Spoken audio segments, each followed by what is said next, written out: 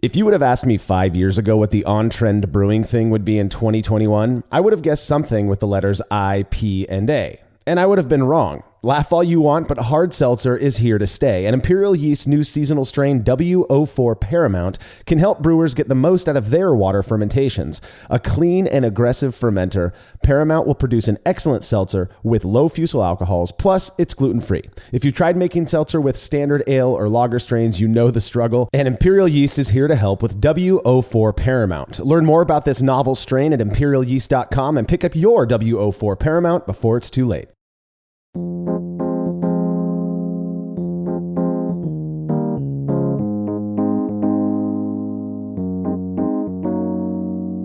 Back in the early 2000s, I reached the age where I was legally able to enter bars and drink beer. It was an incredible time of discovery for me, and as I trust many others recall, a few certain commercial beers were almost always available.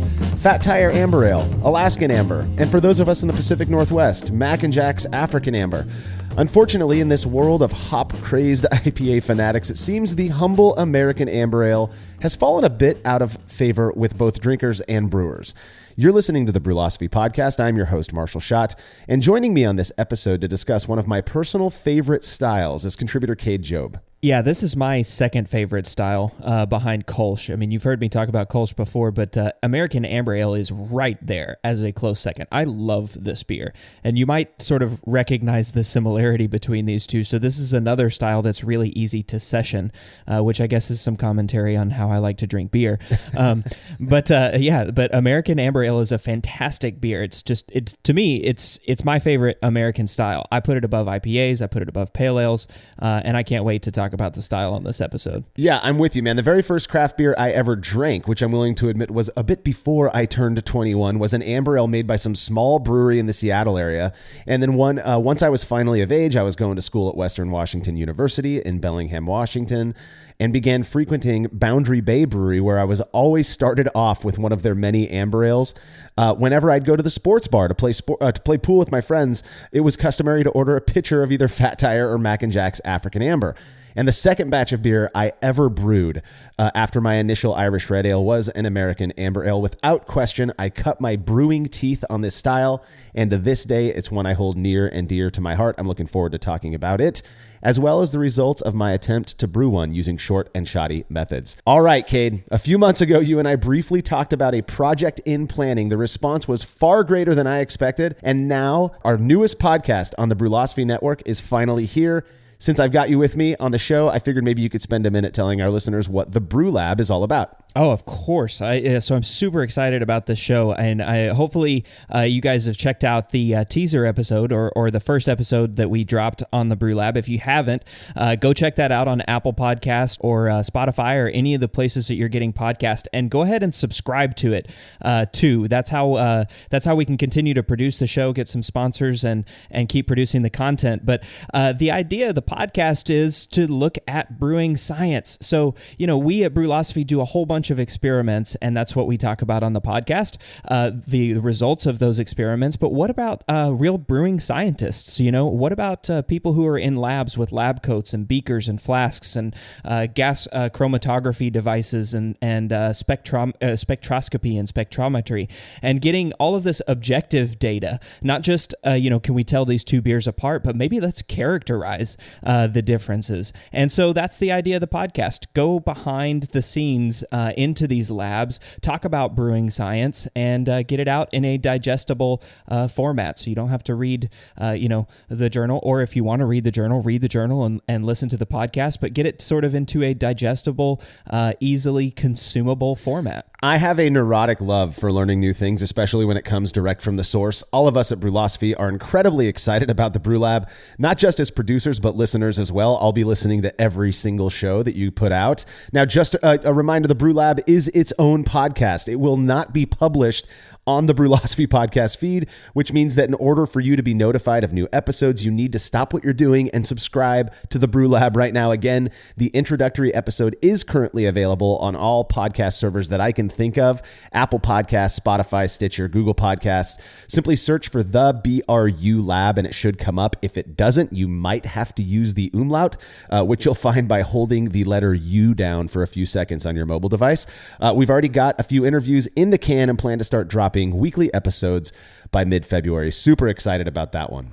All right, if you like what we're up to and want us to keep doing it, consider becoming a patron of Brewlosophy by committing to a small monthly pledge over at patreon.com/Brewlosophy. You'll receive rewards like access to unpublished recipes, unique discounts at YakimaValleyHops.com, and an invite to a monthly live Q&A session with somebody in the brewing world.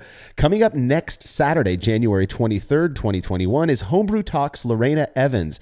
She's going to be answering questions submitted by patrons in our private Facebook group. I'm stoked for this session. I've known Lorena for a few years. She's not only incredibly knowledgeable about brewing and forum moderation, but she does a lot of other cool things like foraging for mushrooms as well. To be a part of this session, you have to become a patron at the $3 tier or higher by Friday, January 22nd, which will also give you access to all of our past sessions with guests like John Palmer, Michael Tonsmeyer, Dr. Tom Shellhammer, John Kimmich from The Alchemist, and so many more.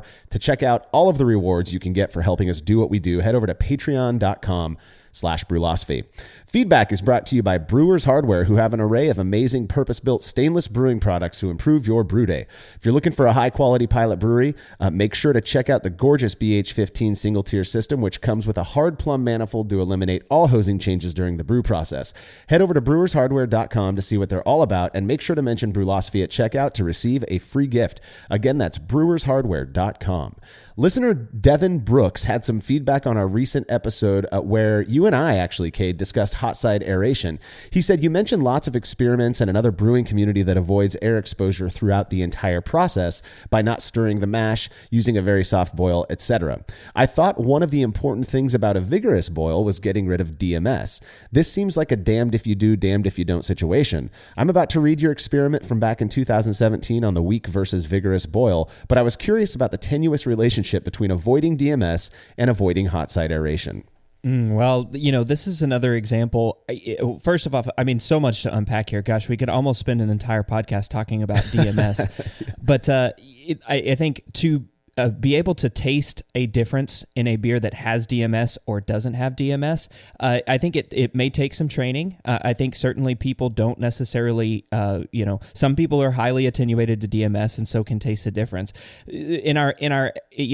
In the example of a vigorous boil versus a weak boil, you may not have a beer that necessarily you can taste a difference to. That doesn't mean that there isn't DMS or more DMS in the beer. Now, second thing I'll say is I'm not at all afraid of getting DMS in my homebrews. I've covered the kettle with with a lid during a boil and still haven't gotten DMS in my beer, or at least not to the quantity that I could taste whenever I tasted it. And so I would say, there are certainly, this is maybe we should think about doing an episode on the Brew Lab about this one. This may be one where there's objective data where we can see an increase in DMS by changing the boil vigor, but maybe not a sensory difference. But, those are just a couple of off the top of my head comments that I have. Yeah, DMS is one of those things that I have to imagine was a much bigger issue in the days of yore, in the earlier days of brewing.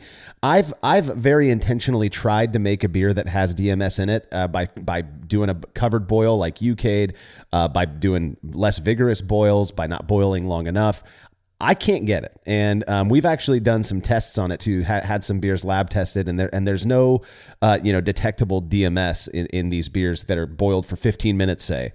So I think DMS is just, what I think is that modern malt is just so advanced that it's difficult to get DMS in your beer at all. So really, if you're concerned about hot side aeration, which I don't think either Cade, you or I really are terribly concerned about hot side aeration, then you can go with a less vigorous boil, I suppose. I mean, the Lodo crew seems to be getting away with it with satisfactory results for them. So yeah, I just don't think it's really anything you have to worry about, Devin. But I do appreciate you sending in the comment. If you have show feedback, you can send it to feedback@brewlosophy.com or leave us a note on social media.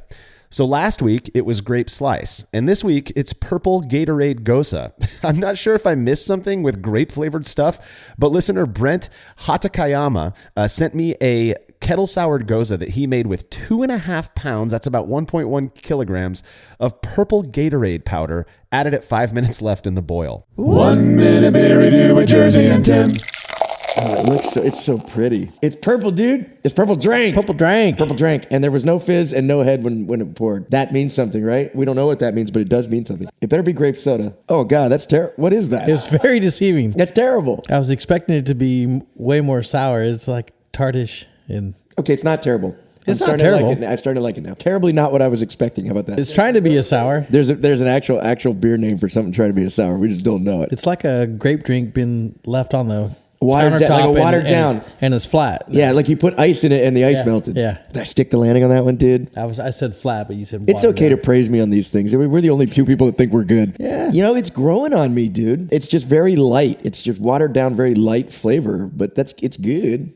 I like it. It's so purple. You just would not think something that purple would not taste more purple. Here, let me stick my pinky out there. Yeah, it's really growing on me. I actually would drink a lot of this. Yeah. Like if somebody handed me one of these, I drank it, I would ask for another. It's just like a watered down sour. But there's like a kick at the end. There's like it kind of makes me feel like I need to cough a little. It's just got a little flavor in there. Yeah. I like a little bit more sour to it, but and the type of beer is officially trying to be a sour. Here we go, 6 or 7. Yeah, 6, 7. 6.9 Jersey.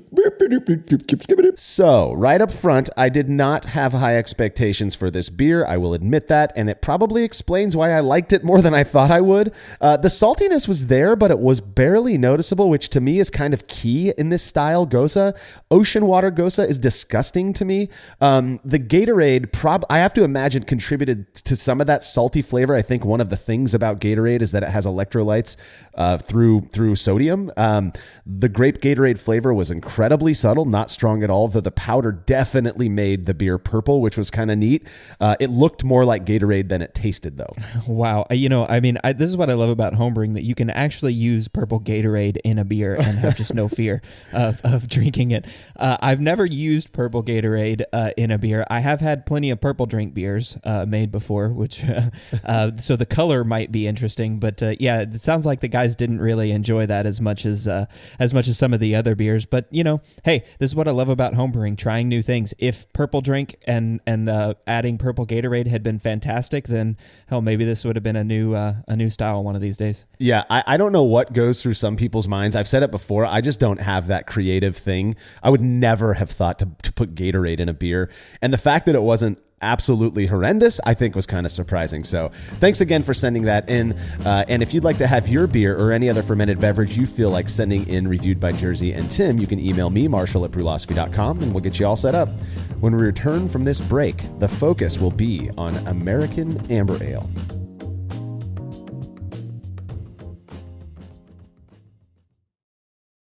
After a long brew day, the last thing I want to do is waste more time chilling wort. I've tried so many different options, and ultimately I settled on the super efficient immersion chillers made by Jaded Brewing. With the King Cobra and Hydra, I'm able to chill my entire batch of wort from boiling to just a few degrees above groundwater temperature in as little as 6 minutes. If an immersion chiller is right for your brewery, then do yourself a favor and check out all of the rad options Jaded Brewing has to offer at jadedbrewing.com. And be sure to let them know Brewlosophy sent you.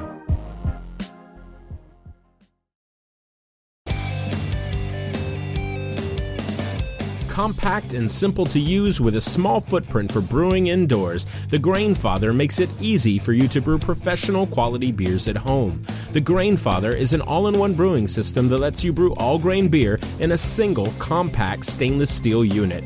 It uses an electric heating element and pump to maintain a constant temperature and to circulate the wort during the mashing and cooling stages. It also comes with a counterflow chiller to reduce chilling times and produce high-quality wort. And now, with the addition of their conical fermenter, the Grainfather takes things one step further by offering homebrewers state-of-the-art temperature-controlled fermentation just like commercial breweries use. And with the Grainfather Recipe Creator and Connect app, you can easily design a recipe, sync your brewing system with your phone, and then just sit back and relax as the app takes over and assures that you maintain your scheduled mash temps and boil schedule. Head to grainfather.com to purchase your all-in-one brewing system today and to sign up for their free recipe creator tool. Once more, head on over to grainfather.com, that's grainfather.com, and get started today. Family-owned Atlantic Brew Supply is the largest homebrew shop in the Southeast. No gimmicks, no multinational corporate overlords, and no BS. They offer exclusive malts, yeast, and more from local artisans, as well as award-winning recipe kits. They also sell professional brewing gear and cask equipment from sister companies ABS Commercial and Cask Supply. Most ingredients are available by the ounce, plus Atlantic Brew Supply has an on-site calculator to help you craft your best brew. Orders are processed same day, and 2-day shipping is guaranteed for East Coast customers. Get 15% off your first order using promo code BREWPOD, that's BRUPOD, at AtlanticBrewSupply.com.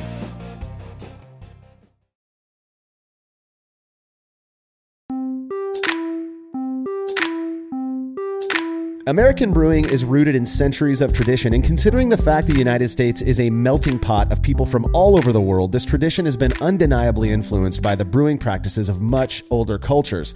While amber-colored beers have been around for a long time, what we've come to refer to as American Amber Ale is a relatively new style. Yeah, I mean, I would say, the history of this one kind of is all over the place, meaning, the American Amber Ale really became popularized, I'd say, in the late 1980s, which is an incredibly recent beer if you're talking about the grand scheme of brewing styles. But an American Amber Ale has been brewed for at least the last 150 years in the United States. So it's one of those beers that, its style or its origins are murky. And I think that's one of the things that I really like about American Amber beer. Because, if you look back at history, you had American Pale Ale, which was, by just the name American Pale Ale, you can imagine that most consumers wanted the beer to be pale in color, right? They didn't want some like murky brown or black drink, and then you had also at the time, you had American brown ales, which were much darker in color and maybe maltier, not as hoppy.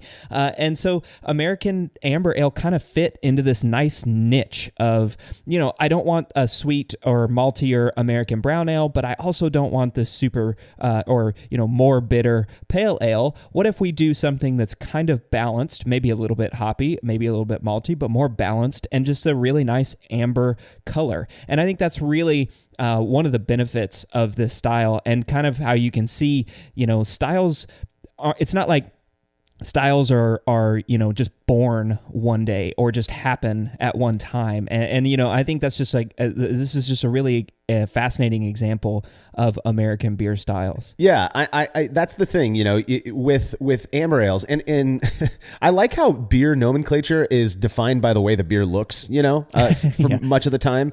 And this is one of those cases. American Amber Ale, you could essentially say, well, if it was made in America and it's amber in color, you can call it that. It does have it's developed over the years kind of into its own category that is distinct from other amber colored beers. I think most people understand that.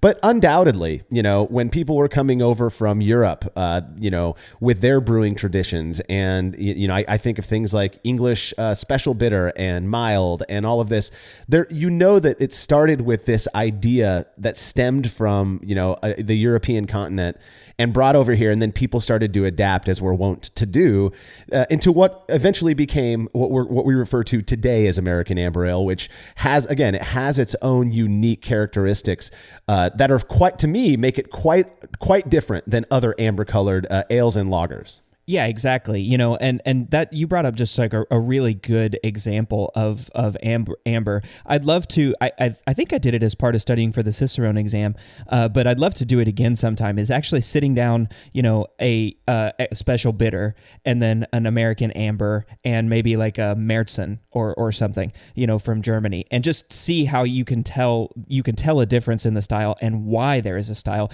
even though they have so much overlap. And I think overlap overlap is something that we're going to say a lot today because American. This is one of those styles that definitely has overlaps with other styles, to the point that some people will try to make little offshoot, that I've noticed at least, little offshoot styles from what really is an American amber ale that maybe got a little bit of extra this or a little less of that.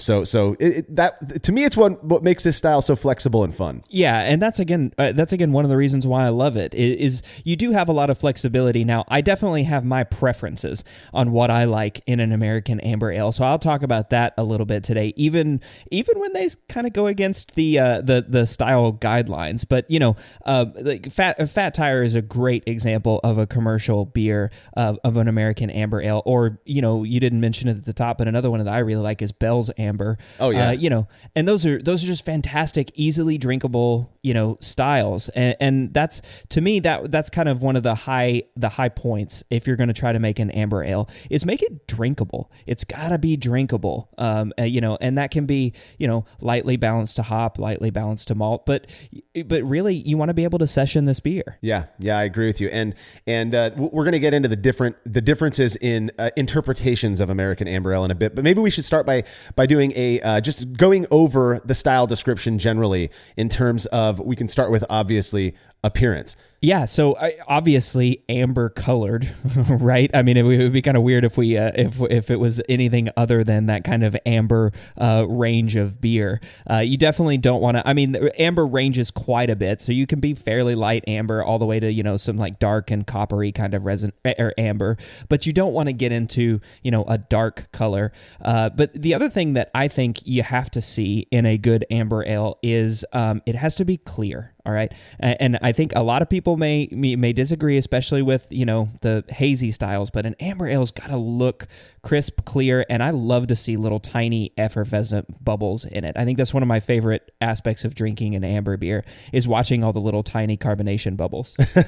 And it's got to be clear in order for you to see those the best. Exactly. In terms of SRM, that's about 10 to 17 is what BJCP says. And yeah, that can range from kind of a light copper color, which would be in my mind, on the lighter end, to what would almost be a brownish color, like a brown ale type color, but that's not as brown as it is red. And I think the color most associated with American amber ale these days is kind of an orangish burnt red type of color, to the point, in fact, some people refer to them as American red ales. I've heard that a few times as well.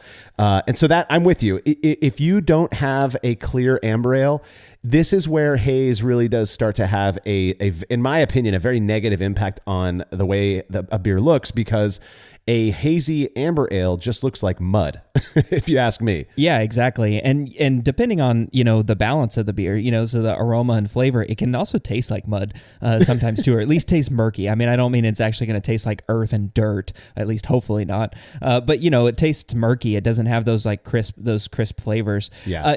And I'm probably, talking about flavor and aroma, this is probably where I'm going to get some hate from some older brewers, and maybe differ from the guidelines a little bit, the style guidelines, but I like it to be hoppy. Okay, I know you can have it balanced bitter, but that's kind of one of the things that you talk about. Whenever I think about the murky amber ale styles that I've had, they've usually always been balanced malty, and I don't know why that is. Why specifically my drinking has come across murky malt balanced styles, but I love that crisp, hoppy, American, citrusy, kind of herbal character, and I think to me that's one of the really defining characters of an American amber ale, is it does have that strong bitterness and strong strong hop character, at least as compared to English styles like a special bitter or even like a Märzen or something in Germany. Yeah, no, I completely agree. I think that's one of the defining characteristics. Now, to talk a little bit about this idea that we mentioned earlier of flexibility, you can, in terms of aroma, for example, you can have an amber ale that smells like biscuits, Fat Tire. I mean, it smells like warm, fresh out of the oven biscuits to me. Or you can have an amber ale that smells like blueberries and caramel, Bunt, Anderson Valley Bunt Amber. Those beers are nothing at all alike, except for they fall into this same style category of American amber ale. I think, again, that makes this style so fun and unique, and you have this whole world world of stuff to play with to achieve the goals that you're looking for, and you can still call it an amber ale. Another thing to note. OG by the BJCP, the OG for an amber ale ranges from 1045 to 1060 with an FG of 1010 to 1015, meaning that you can have an amber ale that's 4.5% still completely fall into the category of American amber ale, and you can have one that's 6.2% and also still qualify. So much range in this. In terms of flavor, I feel like with American amber ale, it really generally does follow the aroma. So if I'm with you, Cade. I tend to like my amber ale to have a little bit more of that classic American hop character, Cascade, Centennial, stuff like that. But I also like it to be balanced with a nice toasty malt character in the background that's not overwhelmingly sweet. Yeah, and I'm glad that you brought up overwhelmingly sweet, because a defining characteristic that I also like in American amber ale is the presence of those caramel crystal malts. And I know that kind of, there's been a lot of hate for caramel and crystal malts. And maybe, again, this is another reason why I talked about those murky beers earlier, is not using caramel malts appropriately. I mean, I think you can definitely get some cloying sweetness if you use too much caramel or crystal malts. And depending on the version of crystal malt that you're using, whether you're using a dark version, 120, or a light version down at 10 or 20, those flavors come out differently too. And I think that those, it's really important that you balance those. And one way that I like to think about caramel malts or crystal malts specifically is to think of it kind of like glue whenever you're doing like an art project. So if you've got that liquid glue and you squeeze a huge glob of it on a piece of paper and you stick something to it, it kind of like wrinkles the craft or whatever that you're sticking on top, and it kind of makes the craft all like soggy. Mm-hmm. But then, on the other side, if you just put like a little drop in there, the craft doesn't stick and it just kind of falls apart. So, but if you use that sort of right amount, that perfect amount, then everything kind of works. Everything is nicely balanced. And like you said, it creates that perception of that strong malt backbone that you don't have, that keeps the beer sort of balanced, even if it is 60, or 55%, hoppy or leaning to the hoppy bitter side. Yeah, glue. I've never heard that analogy before, but I like it. Very interesting. I agree. There's a common belief in brewing that crystal malts are bad, and I think that stems from kind of the rise of the West Coast IPA. That's all just pale malt or even Pilsner malt, and then a bunch of hops. I still got some love for crystal malts in my brewing, and you look at recipes like Boont Amber, the clone recipes that are out there that I believe Fal Allen has approved, has said they are, they're his recipe just scaled down to a 5-gallon batch. There's quite a bit of crystal malt in those recipes. If I'm not mistaken, I think for a 5-gallon batch, it's 2 pounds of different crystal malts. And it's not cloying. It doesn't create this undrinkable sweet mess. It's really quite good. The key to me is balancing the grains that you're using with enough bitterness and then with that hop character so that it melds well and doesn't come across as pallid and just kind of gross. Yeah, I totally agree with that. And I think another thing that isn't talked about as much with amber ales though is the yeast character that can be added. And that's also a component of this balance that we're trying to match. With the caramel ales and the hops and making sure that it all matches. And I think most people are going to use sort of a neutral, clean yeast, and that's great. To me, that's what I look for, is a clean fermentation character. But it's not technically out of style if you have a little bit of fruity ester to it. Fat Tire is a great example. It's got a little bit of a fruity note to it. Now, I'm not sure if that's the hops or if that's a yeast character. Maybe just sort of an ale fermentation character. Sure. But for the most part, you want it to be clean. But if you do have any of that fruity character, you've got to sort of take all of this, into account when you're brewing the beer. And that to me is what makes American Amber Ale the good example so good, and it make it kind of hard to brew and dial in appropriately. So you've got sort of all of these things that just kind of have to be perfectly in balance to get you this really great style. Yeah. Couldn't agree more. Let's talk a little bit about our experiences brewing American Amber Ale, what ingredients we've used. I like a really crisp, when I think of good beer, like you, drinkability, and a big part of drinkability to me is a crisp mouthfeel that doesn't stick into my mouth for too long. It kind of flushes clean when when I swallow. And one way that I like to get that is by using even for amber ale, using a majority of something really a malt that is very clean and simple. I've even used Pilsner malt as a base for amber ale, but then layering on the characteristics that I hope to get out of this amber ale. For me, a big one, a malt or a grain that I use in pretty much all of my amber ales these days, and this goes for amber colored beer in general, really, is pale chocolate. And you don't need much to get a pungent kick of toastiness in my experience. But for me, when I'm thinking, if I'm starting off with a blank slate, designing the grist for a amber ale, I'm thinking probably around 80% either pale malt or Pilsner malt to provide that nice clean palate, and then layering on maybe up to 10% or so of crystal malt, maybe 3 to 5% of pale chocolate. And then there might be something unique that you toss in on top of that. Maybe it's a darker crystal malt, maybe it's a little bit of a honey malt, something like that. I've done American amber ales with honey malt. It works really well. Yeah, it's funny that we didn't talk about our recipes before doing this episode, but my recipe for my amber ale is so close to yours. I trade out the pale chocolate though. I don't use that in my amber ale, but I trade that in favor of like a dark caramel. So I use a caramel 120, but like you said, only around that like 2 to 3% of the grist. So just a dash of it. Kind of a half a pound if you're brewing a 5-gallon batch. But like you, I'm around that like 10%. I use a caramel 40 or a crystal 40 with 80% pale malt or like you said, Pilsner malt. But then I also sprinkle in a little bit of that Munich, the light Munich. So Munich 10 Lovibond.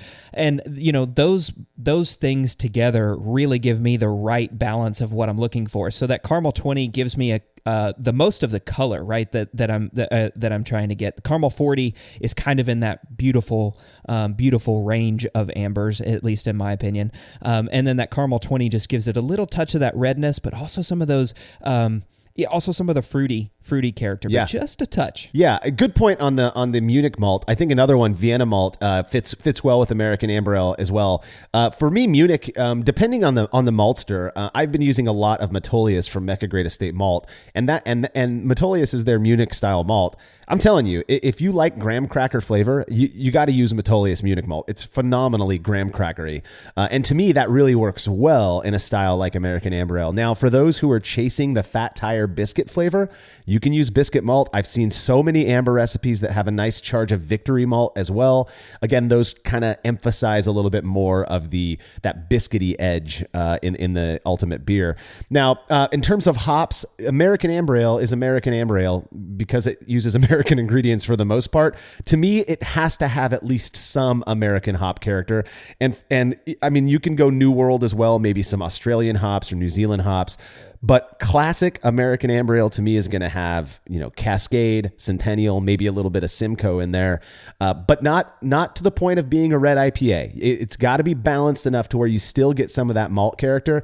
Some of my favorites still, a Centennial, hands down, one of my favorite hops for American amber ale. Yeah, I mean, Cascade and Centennial is it for me. I mean, those are the ones on my beers that I really like. I'm in the sort of high 30s calculated IBU range, so that's a pretty, that's a decently hoppy beer if you're looking at it, just on a bitterness units scale. But, again, it's still got this nice caramel backbone. And especially, like you said, I like that idea of adding Metolius or graham cracker in there to balance these hops. So Cascade and Centennial, again, being the main ones that I use. But I've also seen a bunch of brewers use like Willamette or even, Northern Brewer, if you can pair it with something like Cascade. Pair it with something citrusy. But kind of what I'm looking for in a hop flavor is that citrus component, that American citrusy. You can say grapefruit if you want, or like you said with Simcoe, it's got that kind of citrusy aroma, but then paired with something that's just a little bit herbal or resinous, like that Centennial. And I think getting those two things together are just really what makes that hop character of an American amber ale really shine. Totally, and if you want, I like the idea of using something like Willamette in the middle of the boil. For me, this could be completely hogwash, but for me, when you throw in something like Willamette or Mount Hood, even if you wanted to go European, something like Fuggles, right around the 25 to 30 minute mark in the boil, it does this thing that seems to amplify the overall fullness of the hop character in the beer without you really tasting the Willamette necessarily. So it just contributes a little bit in the mid palate, in my opinion. Again, could be that I'm way off on that and that I'm just biased. But in terms of yeast, I think go-tos would be like the Chico strain. That's A07 flagship from Imperial Yeast or 1056, I believe. I also like to use cleaner English yeast because I feel like even tiny amounts of esters that you get from those English strains can really contribute to the overall fruit character that you get from the American hops, but in a way that's not overpowering. Again, it stays within range. I'm not gonna ferment an American amber ale with like a Hefeweizen yeast or anything. Again, we want clear, but a nice highly flocculent English yeast or a really clean American ale strain. Yeah, I mean Chico or flagship, those are the ones that that's the strain that I use the most for my American amber. But what I'll do with that Chico or flagship is vary the fermentation temperature. So I might I might take the temperature up a little bit, up into the high 60s, low 70s, maybe like 70, 72, and ferment that way if I want to get a little bit more of that fruity ester out of the beer. And then I might, just ferment it, normal like 64, 66F if I want it to be just sort of nice and clean and not have that ester production. That's kind of how I've used Chico to kind of vary those flavors that I want in that American amber. Yeah, to me, in thinking of fermentation character, you're going mostly for clean, but if you can get a little bit of something from your yeast that again kind of goes along or plays well with the malt that you're using and the hops that you're using, then I view that as a win. Now, obviously, adjuncts I don't think are a big thing when making American amber ale. If you want something to be a bit crisper, I guess you could use some flaked maize or some rice. I don't think that's very common. More common probably is using, a dose of something like bitter orange peel to add a kind of a citrusy characteristic to your amber ale. I believe Mac and Jack's African amber up in the Seattle area is made with orange, in fact. I could be wrong on that. But adjuncts aren't a big part. They don't play much of a role in this style. Let's real quick run down a traditional brew process that you might use to make an American amber ale. Starting with water chemistry, I am a big fan of higher sulfate to chloride in pretty much every style, and that is 100% what I do with this. I actually use the same water profile as I do for my IPA when I'm making an amber ale. Oh, that's interesting. I'm probably not the same water profile as I do with my IPA, but it's pretty close. I am definitely going to favor, like I said, in my preference is to favor the hoppy bitterness, right? So I'm going to use a little bit higher sulfate to chloride ratio, but I'm still going to be in that kind of, if you use brew and water, I'm kind of in that amber balanced range. That's the spreadsheets kind of that I'm looking for. Maybe just a slightly higher sulfate to chloride ratio than amber balanced, and it kind of depends on what I'm really looking for. But that's me for water chemistry. And of course, mashing, I'm at 152, which is kind of just a standard standard mashing temperature. That's 152 F. I mash at the same kind of same area, 150 to 154. There's been a lot of talk lately about 154 being the kind of the happy medium. And 154, I believe, is like 68C. So right around 68C, 67, 68C. You kind of favor both the beta and alpha amylase, but I tend to, I like my amber ale, my American amber ale, to have a little bit more booze in it, be a little bit more potent. So I aim for kind of a 5.8 to 6.2% ABVs, which is why I might mash a little bit cooler. Is I just want it to have a little more oomph. So I'd go, around around 150 or 66C. So I know some people who go as low as 148 because they really want to drive that attenuation.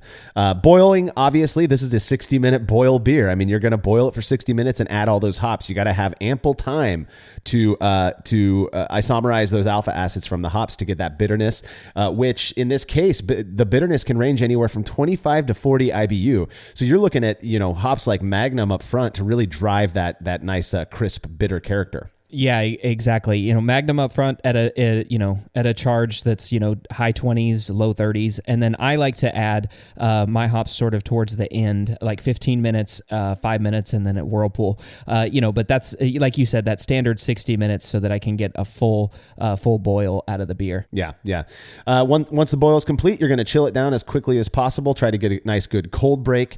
Let that stuff drop out before you rack it over to a fermentation vessel. And then for me, fermentation temperature, we talked about yeast. So I do kind of base a little bit of my fermentation temperature off the yeast that I'm using. I made a really great American amber ale one time fermented with Dieter. That's a Kolsch strain down at 58 degrees Fahrenheit. I was just nice and cold in my garage, so I left it out there. And I'm telling you, it came out wonderful. I really like what that yeast can do for styles other than Kolsch, I should put it. I've made IPA with it as well, and it's fantastic. So fermentation temperature, again, more a function of the yeast that you're using. But like you said, Cade, if you want to drive a little bit more ester development, maybe ferment with an ale yeast a tad warmer than you might other styles. Yeah, exactly. So for this one, I'm using Chico. I got lucky. That was one of the first ones I used for this beer, so I didn't ever stray very far from it. Flagship at like 66F or 19C for 3 to 5 days. And then I'm going to ramp up the temperature to 72F or 22C until fermentation's complete, which is usually only, maybe another 3 to 5 days after that. But that's the right level of ester for my recipe. So that's kind of where I keep that fermentation at. Yeah, sounds good. You mentioned it earlier. This is a style that definitely benefits from being bright, crystal clear. So if you are one of the meat eating bent, then you can use gelatin. That seems to work really well to clarify beer. If not, you can use things like Clarity Firm or Biofine. If you have a mechanical filter, actual filter pads and such, you can filter this beer. We've found that doesn't seem to strip the beer of any perceptible, desirable characteristics. So you're safe in doing that. But getting this beer really clear, I think, is key. One of the issues, a lot of people will say, well, time will clear your beer for you. It absolutely will. But time also seems to have a negative impact on a hop character. And I like fresh tasting beer. So I like to aid my clarifying efforts by using gelatin. That's just my go-to. And then packaging it and carbonating it. Get that thing into a keg or your bottles. And I like to carbonate it fairly highly, probably around 2.7 volumes of CO2. That's just kind of my preference. Yeah, that good high effervescence. That's what I was going to say. Getting the beer clear so that you can see and be able to see those little small carbonation bubbles bubble up through the beer, and then also develop a nice little head on the top of that too. I like to see a good 1-inch head on an American amber ale, but you can't do that unless you've got it pretty carbonated. So high carbonation and clear beer. Before we head to break, I want to ask, what are some of the biggest issues that you've experienced with American Amber Ale, whether commercial or homebrewed or ones that you've made as well? Just problems it seems that people can run into when making this style. Sure. So I think you can get you can let your yeast get away with you, or get away from you sometimes. I've seen some really fruity styles of American Amber Ale that I didn't really like, and I'm saying this whenever I'm judging competitions. I've judged some beers that were really, really fruity, and it just sort of took away from the balance. It took away from the hops and it took away from the malt, and just created this kind of like murky, like you talked about, mess. The other thing I'll say is be careful with that caramel. I mean, I mentioned it earlier, but using too much caramel can really turn an American Amber into a just kind of gooey, sticky mess, and that's really, really to be avoided, in my opinion. Yeah. I that's exactly what I was going to say. Is for some reason people love to hate on the word balance lately. I think it works really well, particularly for this style. The biggest issue that I've had with American Amber Ale is this out of balance malt and hop character. Either the beer comes across as too sweet and needs more bitterness and American hop flavor, or you don't taste the malt at all, and it's more of a IPA, and it's not, it doesn't have that malt hop balance. So if you're going to make an American amber ale, consider that. Go look at successful recipes online and see what they're doing first. That is my opinion. Now, given my love of American amber ale, I've made many over the years that I've been brewing, and it was only a matter of time before I was going to make one using short and shoddy methods. Results from that when we return from this short break.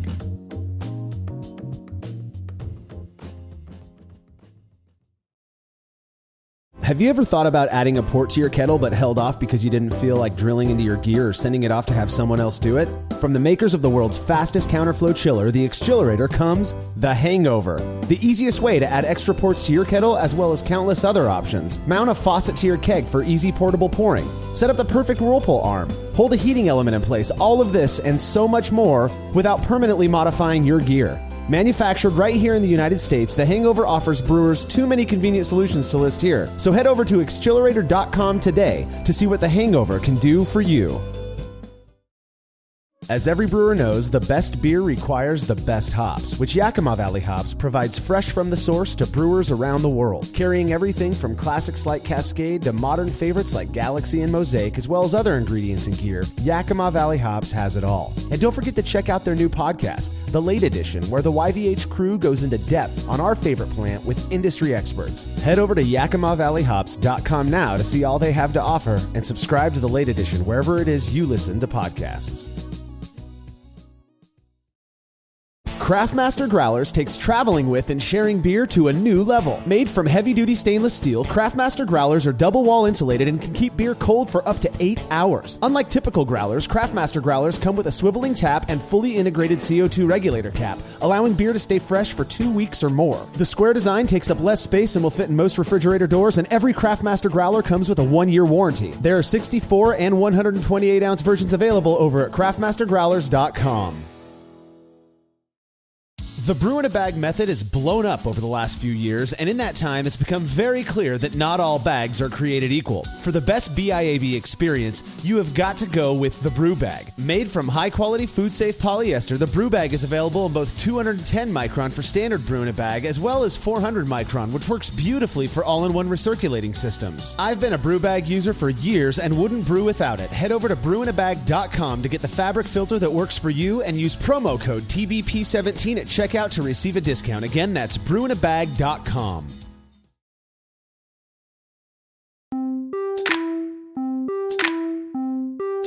Over the years, I've brewed various types of American amber ale, from those that were more caramel forward, like Boont Amber, to those that were so hoppy that they bordered on red IPA territory. One of the absolute best American amber ales that has touched my lips, and I mean this seriously, is none other than Make American Amber Again, a recipe that Brewlosophy's Ray Found spent over a year honing. It is absolutely delicious, which is why I used it as the inspiration for the short and shoddy batch that I brewed a while back. This was a full volume brew in a bag brewing method using my SS Brewtech 1V electric system. So there was no sparge at all. This was, again, full volume. I started at 2:50 p.m. Now, little disclaimer, I actually prepped the grains in the water the day before, so that shaved off a fair amount of time from my total brew day. But so the following day after I prepped, I weighed out, milled the grain, got all my water ready, added an unmeasured amount of gypsum, just kind of a handful of gypsum that I guess was probably around 10 grams. I started at 2:50 p.m. the following day by flipping the switch on my controller and getting that water heating up. The grains were 78% Mecca grade La Manta. That's their American pale malt. 12% Metolius, which is their Munich malt. 7% medium UK crystal malt. I wouldn't usually use that, but it's what I had on hand from a past experiment. And then 3% pale chocolate. Again, I love that pale chocolate in my American amber ale. It just adds a nice toasty touch. Once the water was to strike temperature, I dropped the bag of grains in and I stirred to incorporate it before checking to ensure I hit my target mash temperature of 150 degrees or 66 degrees Celsius. again, I like a more attenuated amber ale. I want it to be crisp. Not that I think mash temperature really has an impact on mouthfeel or body, but I also wanted it to have a decent ABV.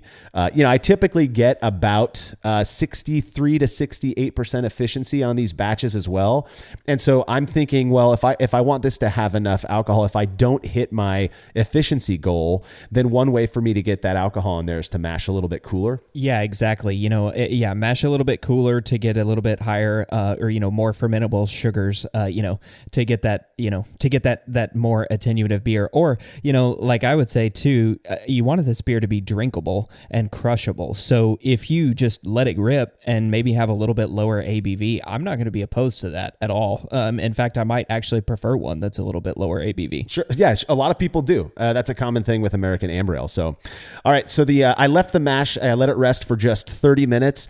I used to do 25 minutes, and then I found 30 minutes gets me a bit more efficiency out of it. So I figured, why not? It's still half the time that most people are mashing their beers. After the mash, I removed the grain bag and I just let it kind of drip into the kettle while it was heating up. And then once it had dripped for about 3 minutes, I just went ahead and squeezed it to get my pre-boil volume out of it. The wort was then boiled for just 25 minutes with the following hop additions. 13 grams of Magnum were added right at the start of the boil. And then I added 55 grams of Cascade, 40 grams of Amarillo, and 20 grams of Centennial with 10 minutes left in the boil. And that was all the hop additions for this beer. I think it's pretty solid. Yeah, definitely. I like the hop additions there. And that's, we didn't talk about Ray's beer, which is a fantastic recipe. I love that. I love that recipe. I've made it a couple of times. It's a little bit different than mine, just sort of mostly in the malt bill. But yeah, it's just fantastic. And those hops used at the times that they're used, I love that recipe. Yeah, it's so money. Everybody, most of the people who have contacted me who have brewed it, sing its praises as well. So once the boil was complete, I chilled the wort down to as low as I could get it, which was 73 degrees Fahrenheit or 23 C, with my immersion chiller. And again, cool as I can get it with my groundwater at the time. I then took a refractometer reading showing that I hit my target of 1054 OG, which very consistent with my other short and shoddy batch was right about 64% efficiency. So not too shabby for a 30-minute mash. No, that's fantastic. And that OG is great. That 1.055 OG is fantastic. I mean, you're going to get a nice ABV there. It looks like everything is working out. I'm always just shocked. I've read enough of these that I shouldn't be surprised that you make a decent beer, or at least, objectively decent when it comes out of the mash in the kettle. But I am always just surprised at how well these shoddy methods work. I mean, and you have to consider also no sparge. So my standard no sparge method will get me somewhere between 68 and 72% efficiency. So the fact that I'm cutting off half of the time, that I would usually mash that beer, and still getting 64%, boy, I'm not complaining. I think that's pretty solid. So I then racked the wort to a sanitized fermentation vessel and then direct pitched a single pouch of imperial yeast A01 House. I'm almost certain that is the Whitbread dry strain, which is known for, being, I guess, slightly Englishy, but really a very, very clean fermenter, flocculates well, gets out of the way. I have used this strain many times for amber ale in the past, and I just think it's a solid yeast. Yeah, House is another great one. We didn't mention that earlier. That's an English strain that's high flocculator. It's got a nice attenuation, but it also is going to have some of those like peachy or esters to it. So like sort of nice stone fruit, and when you're using House, you definitely want to pair that like you did in this one with, that Centennial and with the Cascade and Amarillo, so that you're getting that citrus character, so that peach character sort of doesn't make it a murky mess. So I like the hops that you chose when using this yeast House. Yeah, and American ale is known for being largely very clean, but again, I like to choose the yeast that I'm using. If it's going to impart certain characteristics, I want it to complement the other ingredients that are in that beer. For example, my favorite IPA yeast is Pub, A09 Pub, which is the fuller strain. I mean, you look at breweries like Firestone Walker. I'm almost certain they use the same strain for their for Union Jack, and I absolutely love that. I feel like it really does complement the hops in beer, and I that was what I was hoping for, at least by using A01 House with this short and shoddy amber ale. The filled fermenter was then placed in my fermentation chamber that was controlled to 66 degrees Fahrenheit, which is 19C. And then I attached it to my CO2 capture device. Basically, once fermentation kicks off, it pushes water or sanitizer solution out of one keg into another keg, and then you've got a nicely naturally purged keg there. The time at the end of this brew day was 4:23. So if you're keeping track, that's an hour and 33 minutes from the start of my brew day. One of the shortest brew days that I've ever had. even when you're looking at when I brewed, extract, just cutting all those corners really saved me a lot of time. Again, prepping the water and the grains the night before. Solid move for somebody who wants to get done with a brew day quicker. I can't even imagine an hour and a half brew day. How much that would just free up my time and my schedule. That would be fantastic. I haven't embraced short and shoddy methods yet, but maybe I'll have to give it a try at some point. I mean, you toss in the time it took me to clean up, another 15 minutes or so.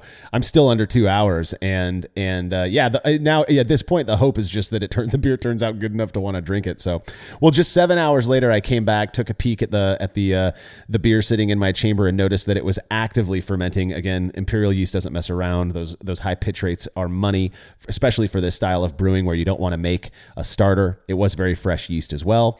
I bumped the temperature in the chamber up to 73 degrees Fahrenheit or 23 degrees Celsius 3 days into fermentation, and then I just let it sit for a couple more days before taking a hydrometer measurement showing that the beer finished at a very respectable 1009 FG for a 5.9% ABV, which is right there. That's my wheelhouse, man. That 6% amber ale is so money. Oh yeah, I love it. So that's my recipe. My recipe gets to around 6%, or really like 5.8, 5.9, 6. I'm not sure you could tell a difference in those, but that's exactly where I want it. I love it. I just love the balance of the alcohol. I love the balance with the bitterness and the yeast character and the hops. I mean, again, I'm going to say balance 100 times on this episode, and I don't care because it's really what brings this all together. So yeah, I hope you carbonated it highly as well.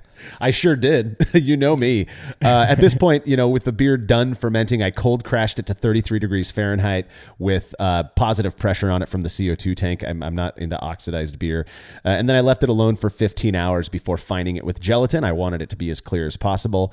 After 2 more days, I pressure transferred the beer to that naturally purged keg I spoke of earlier, which was then placed in my keezer and burst carbonated overnight. I do a 45 to 50 PSI burst carbonation for 10 to 12 hours before reducing the gas to serving pressure, which for me is anywhere between 13 and 15 PSI, depending on my line length, really. And so that's what I did there. After a week of conditioning in my fridge, this beer was ready to serve. So, we went basically 2 whole weeks from brew day to serving it. So from grain to glass. And I was able, this was pre-COVID, so I was able to serve it to actual tasters for evaluation. Let's start by talking about the way this beer ended up looking. What do you think of that color, Cade? Is that about right on for what you'd expect from an American amber ale? I love that color, and I love the picture that you've got on the website too, because you're holding it in front of your Christmas tree, and your Christmas tree has white lights, but coming through the beer, you can see this like red. It changes the colors. It changes the light colors to red instead of white, and that to me just so highlights the color of amber. It's got that just beautiful red hue to it, and so I think the beer is money and makes me really thirsty for an American amber ale looking at it. Yeah, thank you for commenting on my photography skills. They are not really that good, I promise you. The thing about this beer, and I've found with a lot of short and shoddy beers, is even using gelatin, as clear as this beer got. I mean, you can see through it, obviously. It is not quite bright. That may have been a function of the fact that it was only on tap for about a week and a half before I took the photo. Maybe a little more time would have cleared it up more. But I just think there's something about the short and shoddy process that results in beers that, don't get quite as clear as quickly as if you do a standard brewing process. I don't know. That's just speculation on my part. I've made some very, very bright beers using short and shoddy methods, but more often than not, there's just a very slight haze that keeps it from being perfectly bright. Yeah, I wish I want to do some research into that. And again, another good idea for the Brew Lab podcast to look at what some science would say. But yeah, I mean, that beer, if I'm looking at it, it's pretty damn clear. It's not hazy. Yeah, it's not hazy. I like I said, you can see the lights through it, and you can even you can see that's a good looking beer. I wouldn't knock that really at all for clarity. Yeah, I was not displeased with it. We'll put it that way. So, well, I ended up serving this American Amber Ale to 16 tasters. They were informed of the style. That's kind of a new thing we've been doing over the last couple years. And then asked to evaluate the beer based on both previous experiences with American Amber Ale, as well as the BJCP style description, which we provide on the survey. They were not told anything at all about how the beer was brewed. They never are. They were just told that it's an American Amber Ale, provided the description, and then asked to go through a series of evaluative questions. The first one being the average characteristic rating. Basically, in terms of how hoppy, malty, and dry the beer was, tasters seemed to perceive the strongest characteristic as being the beer's dryness, which yielded an average rating of about 3.3 out of 5. So pretty dry. Then malty came in second with an average rating of about 2.9 out of 5. And hoppy was pretty low, average rating of about 1.9 out of 5.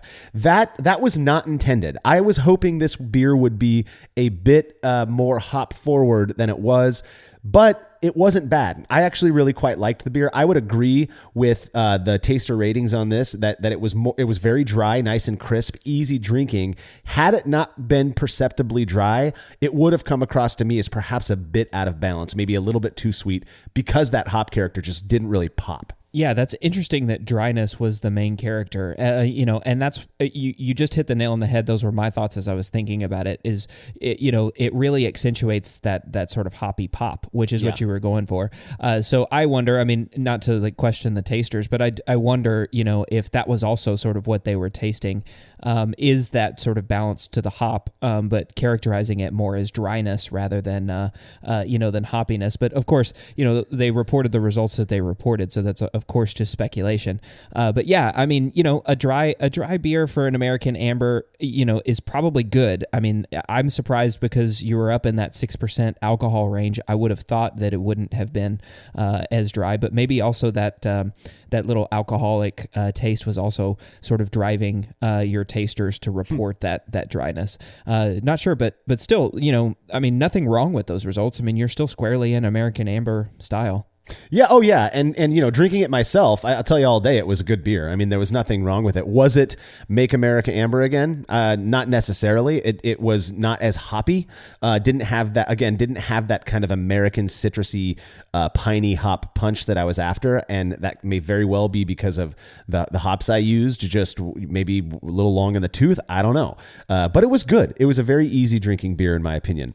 Now, in terms of the different characteristics, when we break them down, people, in terms of hop character, 8 out of the 16 people ranked earthy as being the most prominent hop character. 2 each ranked spicy and berry, and then 1 person each rated pine and resinous, floral, melon, and dank and caddy.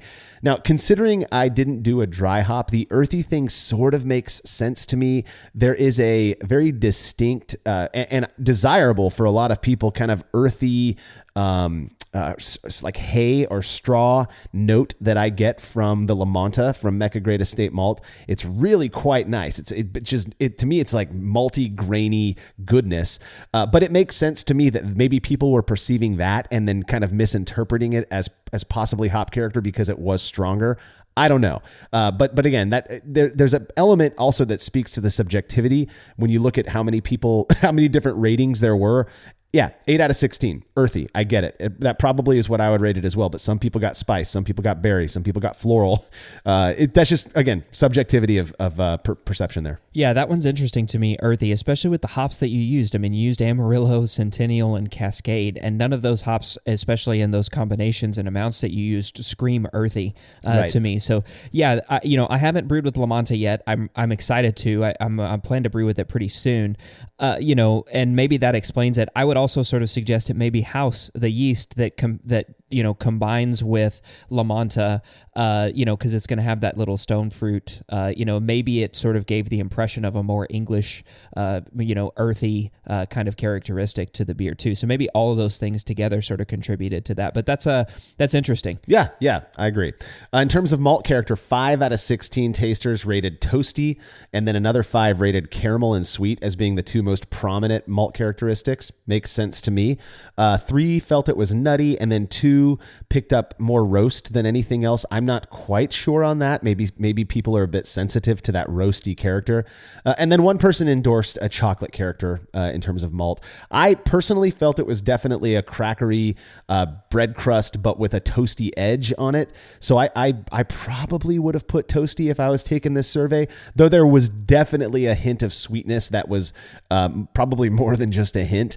And I thought that it was more related to the alcohol level that was in there. We know that higher alcohol beers can have kind of a sweetness to it, an ethanol sweetness to it. So yeah, exactly. Now this toasty and caramel being 10 responses out of 16, I think that's money right there. If you're looking for what 2 characteristics do I want in an amber ale, I'd want people to be picking both of those. So 10 out of 16 people picking those 2 characteristics. Again, money. Your chocolate and roast. I mean, none of these results were really they weren't surprising based on the ingredients to me. You used some chocolate and roast in it, so I could see sort of that coming through. Even though at 3%, I'd be I wouldn't think that you'd be able to taste it all that much. But maybe that's just how it how everything was perceived. But again, malt characteristics on this beer to me are dead on where I want an American amber.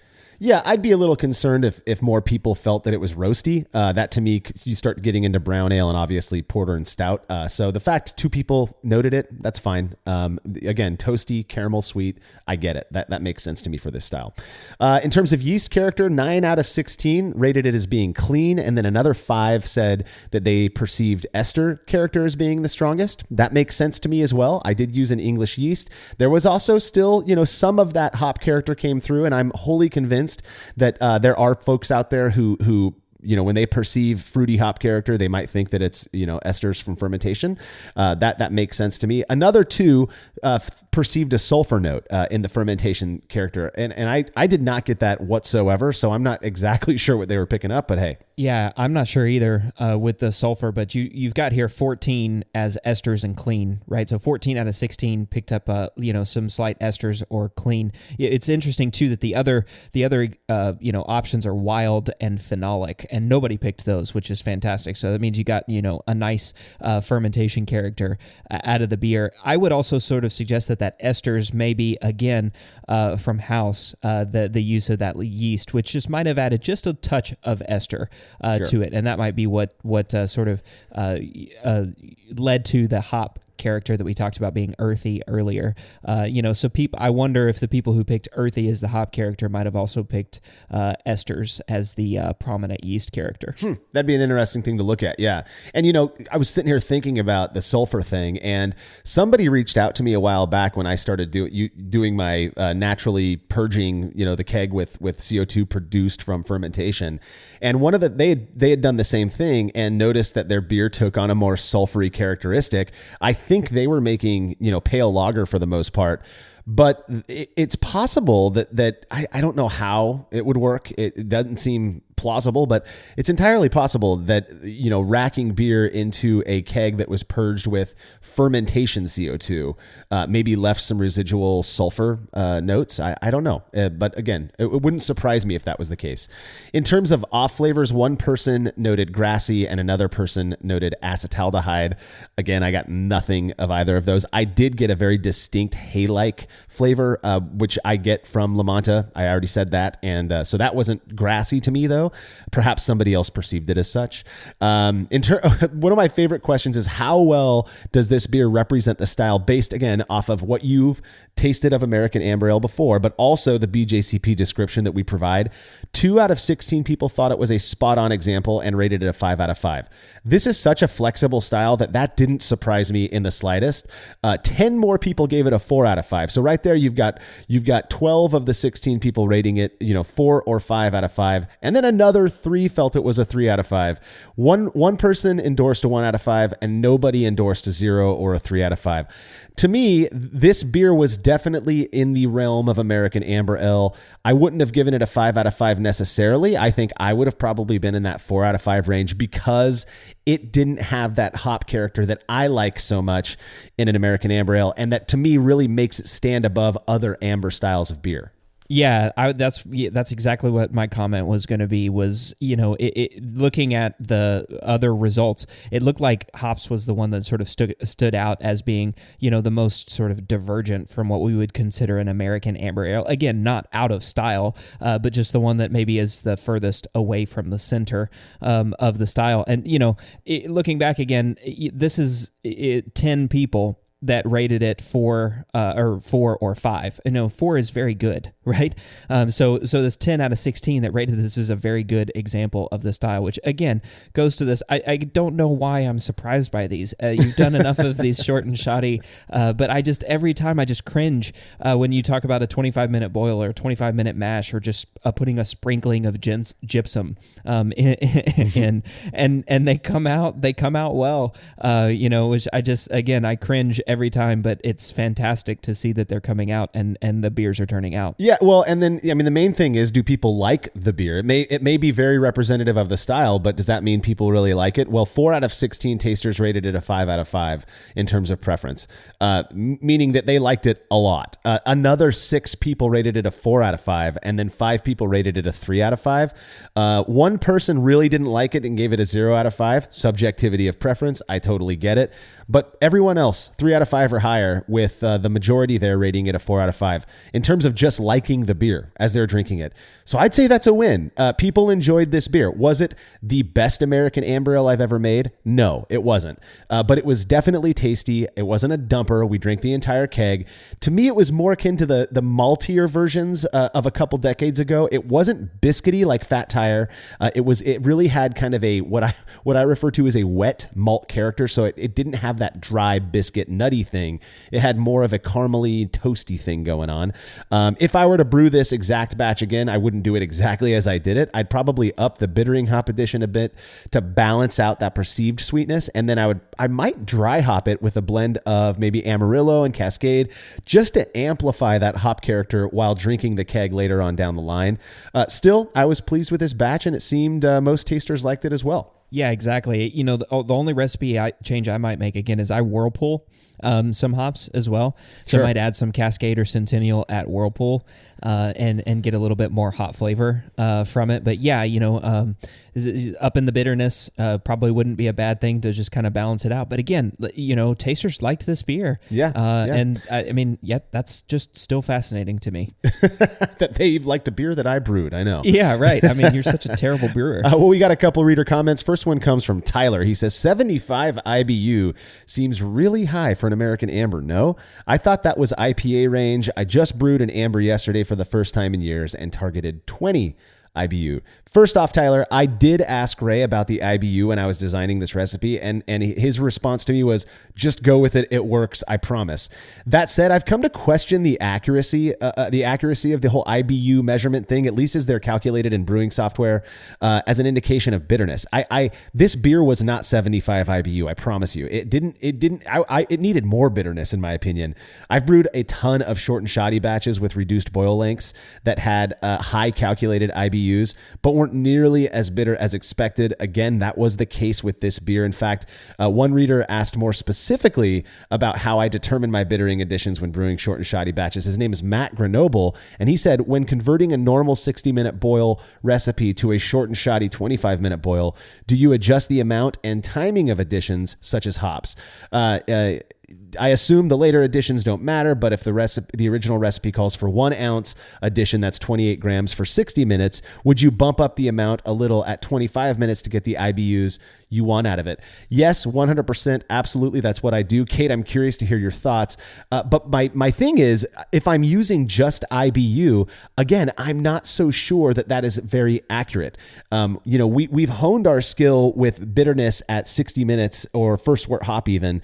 But as you reduce your boil length, I'm just not sure it's a linear relationship between, how long those hops are in there and ultimate bitterness in the beer. Yeah, this one would be really, really interesting to find out some more information about. Again, the IBU rating in brewing software is a calculation based on that software, right? And if you look at the metrics that they used, I mean, I don't want to go too far off into a tangent about IBUs, but if you look at the metrics that they use, there's a couple of people who did the reason how they get that calculation is because there's a couple of people who did some experiments brewing hundreds of beers and then just sort of averaged their results. That's a gross oversimplification of what actually happened. But more or less, it's an easy way to think about it. It's not like you're actually measuring the bitterness, right? Nobody's taking this and doing spectrometry or anything else to see if it's actually got isohumulones in it or, right. that are making it bitter. This is, again, just a calculation and a metric. It depends on a whole bunch of things. Depends on the length of the boil, depends on the freshness of the hops, depends on the original alpha acids in the hops themselves, and I mean, so you just have such a range of things. I've like you don't trust the IBU, the IBU calculation. Now, I guess I should say I've sort of tweaked it to my brewing process, meaning if I see X IBUs, if I see 35 IBUs on my Beersmith profiles, I know that is going to give me the level of bitterness that I want in an American Amber Ale. So that's sort of how I would say you should approach bitterness units. And again, iteration, right? So if you brew a beer and it's too sweet, add more hops and bitterness, right? Yeah. That's the way you do it. Like you said, this time you want to add, next time you brew it, you'd add more bitterness.